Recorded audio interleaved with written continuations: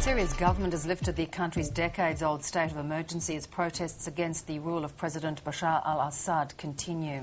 The State Security Court has been abolished, while a new law allowing peaceful protests has been approved. The repeal of the emergency law was a key demand of protesters, as Middle East correspondent Ben Knight reports.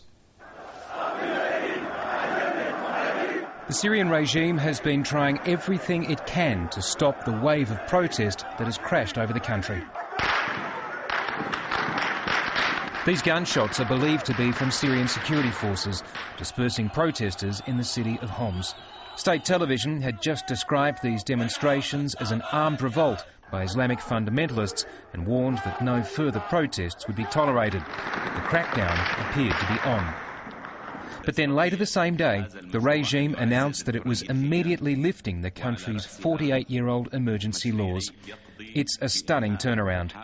Back in January, Bashar al-Assad boasted that his country was immune to the crisis that was then sweeping the Arab world.